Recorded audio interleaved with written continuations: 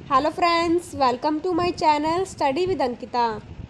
आज हम इस वीडियो में डिस्कस करेंगे आर्मेनिया और अज़रबैजान का जो कॉन्फ्लिक्ट चल रहा है, यानी कि वॉर चल रही है, इस बारे में डिस्कस करेंगे। साथ में जो पाकिस्तान सोल्जर्स इस वॉर में इन्वॉल्व हो गए हैं उसके बारे में भी डिस्कस करेंगे। और साथ में हम एंड में आके जिन पॉइंट निकालेंगे कि क्या ये तीसरे वर्ल्ड वॉर की शुरुआत हो सकती है या फिर नहीं। तो चलिए शुरू करते हैं। तो देखिए, अभी आर्मेनिया ने क्लेम किया है कि उन्होंने 22 अज़रबैजान के जो टैंक्स हैं, ड्रोन्स हैं, उसे डिस्ट्रॉय कर दिया गया है। और साथ में 2 दर्जन से अधिक लोग इस वॉर में मर चुके हैं और 100 से अधिक लोग घायल हो चुके हैं।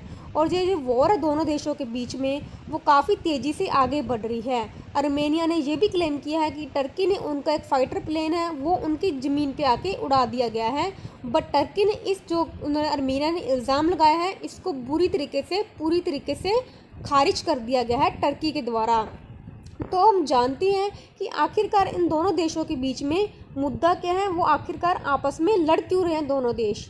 तो देखिए, आप सबको पता होगा कि जो आर्मेनिया और अज़रबैजान हैं, ये पहले पार्ट हुआ करते थे यूएसएसआर का। आपको पता होगा जब रशिया देश नहीं था, इस दुनिया में एग्जिस्ट नहीं करता था, तो रशिया से पहले एक और देश था जिसका कि नाम था यूएसएसआर, जिसे कि हम सोवियत संघ के नाम से भी जानते हैं। जब आपको पता होगा सोवियत संघ टूटने लगा था 1991 में, जब कोलैप्स हो गया तब पूरी तरीके से, तब जो सोवियत संघ में से छोटे छोटे 15 देश दोनों बाहर निकले थे, यानी 15 देश और बन गए थे सोवियत संघ से, और एक देश और निकला था जिसका कि नाम था रशिया, जो कि आज भी दुनिया में सबसे बड़ा देश है। बट इनसे जो बाकी पूरे यूएसएसआर से 15 देश और निकले थे, उन 15 देशों में से 2 देश और थे जो कि थे आर्मेनिया और अज़रबैजान। अब ये मुद्दा क्या हुआ, जब से 1991 से इन दोनों देश आपस में अलग हुए हैं, तब से ये वॉर है, प्रॉक्सी वॉर है, दोनों के बीच में चली आ रही है। तो देखिए आखिरकार ये मुद्दा क्या है। तो आपको जो अगर ये रीज़न दिख रहा होगा, इस रीज़न का नाम है नागोर्नो कराबाख। ये रीज़न तो आता है अज़रबैजान में, यानी कि ये रीज़न आता है अज़रबैजान में। बट यहाँ पे जो लोग रहते हैं वो रहते हैं आर्मेनिया के लोग, ठीक है। तो मसला क्या है इस देश में कि जो ये रीज़न है, ये तो है तो अज़रबैजान का पार्ट, पर इसमें रहते हैं लोग आर्मेनियन। तो इस रीज़न को कंट्रोल कौन कर रहा है? जो आर्मेनियन के जो हम बोलते हैं ना अलगाववादी लोग होते हैं, वो इस रीज़न को कंट्रोल कर रहे हैं। इस वजह से सारी दिक्कत पैदा होती है। अब आप देखिए कि जो Nagorno Karabakh internationally recognised as part of the Azerbaijan, but जिसका रीज़न कंट्रोल किया जाता है आर्मेनियन सेपरेटिस्ट के द्वारा। Nagorno Karabakh has been part of Azerbaijan territory since the Soviet era, यानी कि सबसे जब सोवियत ईरा था तब से ये अज़रबैजान का ही पार्ट था, बट इसे अब कंट्रोल किया जाता है आर्मेनियन के द्वारा, ठीक है। जो अब एरिया अज़रबैजान में रहा है, इसे गवर्न किया जाता है आर्मेनियन के द्वारा, ठीक है ना। बट इसे डिक्लेयर किया गया है republic called the Nagorno Karabakh autonomous oblast. While the Armenian government does not recognise Nagorno Karabakh as independent, it supports the region politically and military. कहने का मतलब क्या है कि आर्मेनिया है, जो आर्मेनिया की सरकार है, वो इस देश को एक जो रीज़न है इसे इंडिपेंडेंट नहीं करती है, बट इसे सपोर्ट करती है, पॉलिटिकली भी सपोर्ट किया जाता है और साथ में मिलिट्री भी सपोर्ट इसे देश को किया जाता है। फिर अब बात करते हैं कि आखिरकार जो फ्रेश कॉन्फ्लिक्ट है, अब जो इन दोनों देशों के बीच में आखिर लड़ाई किस बात की हो रही है। तो देखिए, जो वार्सो based centre for eastern studies है, उन्होंने अपनी स्टडीज़ में बताया है कि जो सबसे पहले जो इनिशिएट किया गया वॉर, ये इनिशिएट किया गया है अज़रबैजान के द्वारा। मीडिया रिपोर्ट्स की माने तो उन्होंने कहा है कि जो क्लैशेस पॉसिबल हुई हैं अभी तक, वो हुई हैं कि जो अज़रबैजान है वो चाहता है कि जो उसकी टेरिटरीज हैं जो कि आर्मेनिया ने ऑक्युपाई कर रखी है, उसे वापस से रिक्लेम करना चाहता है, यानी उसे फिर से वापस में पाना चाहता है।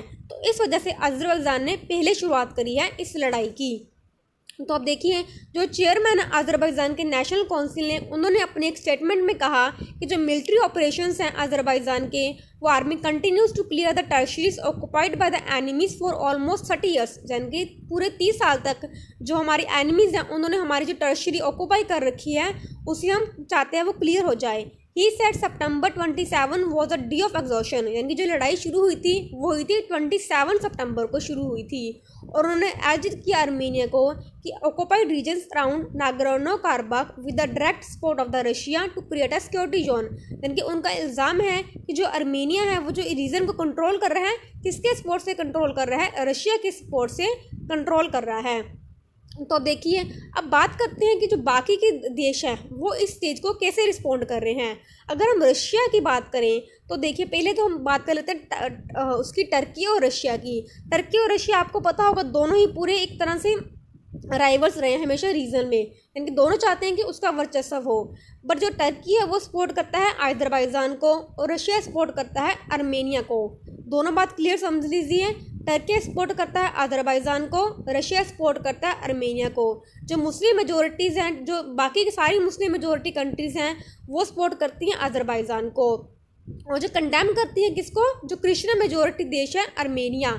अब समझ गए होंगे आप, जो अज़रबैजान है वो एक मुस्लिम मेजोरिटी राष्ट्र और जो आर्मेनिया है वो है क्रिश्चियन मेजोरिटी राष्ट्र। तो जो बाकी मुस्लिम मेजोरिटी कंट्रीज़ हैं वो किसको सपोर्ट कर रही हैं, अज़रबैजान को, और जो बाकी के देश हैं वो सपोर्ट कर रहे हैं हमारे आर्मेनिया को। अगर हम इसमें इंडिया के पॉइंट ऑफ व्यू की बात करें तो इंडिया हमेशा ही सपोर्ट करता रहा आर्मेनिया को, क्योंकि आपको पता होगा अभी हमने रिसेंटली आर्मेनिया को कुछ हथियार भी सप्लाई किए थे, तो हम सपोर्ट करते हैं आर्मेनिया को। अब सोचोगे कि इसमें यूएसए किसकी तरफ है, तो अब देखिए अगर रशिया किसकी साइड है, आर्मेनिया की तरफ है। अगर हम सोचते हैं कि जो रशिया और यूएसए हमेशा उल्ट होते हैं, बट इस मामले में वो नहीं है, क्योंकि रशिया भी आर्मेनिया को ही सपोर्ट कर रहा है। यानी कि यहाँ से फिर से दो गुट बंटने शुरू हो चुके हैं, एक तरफ तो मुस्लिम राष्ट्र आ चुके हैं और दूसरी तरफ आ चुके हैं बाकी के और देश। और पाकिस्तान की बात करें हम इस वॉर में, तो पाकिस्तान क्या कर रहा है, पाकिस्तान सपोर्ट कर रहा है अज़रबैजान को, क्योंकि पाकिस्तान भी क्या है, एक मुस्लिम मेजोरिटी देश है, ठीक है ना, मुस्लिम मेजोरिटी को सपोर्ट करता है, और साथ में वो टर्की का बहुत अच्छा फ्रेंड है, तो टर्की को सपोर्ट करने के लिए वो किसको सपोर्ट कर रहा है, अज़रबैजान को। आपको एक और बता दूँ, पाकिस्तान ही सिर्फ पूरी दुनिया में एक ऐसा राष्ट्र है जिसने कि अभी तक आर्मेनिया को एक देश तक नहीं मानता, यानी कि वो आर्मेनिया को एज अ देश रिकॉग्नाइज ही नहीं करता। जैसे कि पाकिस्तान इजराइल को एज अ देश नहीं रिकॉग्नाइज करता, वैसे ही पाकिस्तान आर्मेनिया को रिकॉग्नाइज नहीं करता। बाकी के देश आपको बता दूं, बाकी के सारे देश आर्मेनिया को, जैसे टर्की की बात करें, टर्की आर्मेनिया को एक अलग देश रिकॉग्नाइज करता है, बट सिर्फ पाकिस्तान ही ऐसा है जो कि आर्मेनिया को एक देश रिकॉग्नाइज नहीं करता है। ठीक है, इतनी समझ में आ गई। फिर आगे बात करते हैं कि जो आर्मेनिया है वो कंडेम कर रहे हैं बाकी के दो मुस्लिम राष्ट्र हैं कि वो पीसफुल से जरिए से जो उनका जो नेगोशिएशंस हैं वो सॉल्व नहीं कर पा रहे हैं। Turkey recently declare unconditional support to Muslim majority Azerbaijan. ठीक है, फिर बात करते हैं रशिया के रोल है। अब देखिए जब रशिया की बात करते हैं इस सारी कॉन्फ्लिक्ट में, तो रशिया का रोल काफ़ी, मतलब रशिया सपोर्ट तो करता है आर्मेनिया को, क्योंकि देखिए उनका रशिया और आर्मेनिया के साथ क्या है, एक ट्रीटी साइन की गई है जिसका कि नाम है कलेक्टिव सिक्योरिटी ट्रीटी ऑर्गेनाइजेशन। जैसे कि आपको पता होगा नाटो में क्या होता है कि जब कोई एक देश, मतलब जो उनका देशों का ग्रुप है, अगर एक देश में कोई हमला कर देता है तो माना जाता है कि नाटो के बाकी सारे देशों में भी हमला हुआ है, वो सारे के सारे वॉर में उतर जाते हैं। अब देखिए लड़ाई किसने शुरुआत करी थी, अज़रबैजान ने आर्मेनिया के ऊपर हमला किया था। तो इस नाते से इस ट्रीटी के हिसाब से अब रशिया को भी वॉर में उतर जाना चाहिए था, बट रशिया यही सलाह दे रहा है कि आप सब लोग क्या करो, पीस से ही जो मामला है इसे सुलझाने की कोशिश करो। तो अब एक आपको समझ में लगी होगी कि जो रशिया है वो हमें इसे अच्छा डिफेंस पार्टनर नहीं कह सकते, यानी कि रशिया आपको मौके पे आके धोखा दे सकता है। ठीक है, तो बात करते हैं अदर कंट्रीज़ की। मैंने आपको यूएसए का तो रोल बता ही दिया। यूएसए ने वैसे काफ़ी जो इनका पार्टिसिपेशन इस वॉर में काफ़ी लिमिट की है और यही कहा है कि आप सिर्फ पीस ही मेंटेन करिए। तो बाकी की कंट्रीज़ की बात करें, ये रीज़न इतना इंपॉर्टेंट क्यों है, क्योंकि इसमें काफ़ी सप्लाईज होती हैं इस रीज़न से ऑयल एंड नेचुरल गैस की। बाकी जो यूरोपियन यूनियन है वहाँ पे ऑयल एंड नेचुरल गैस की यहाँ से सप्लाई की जाती है।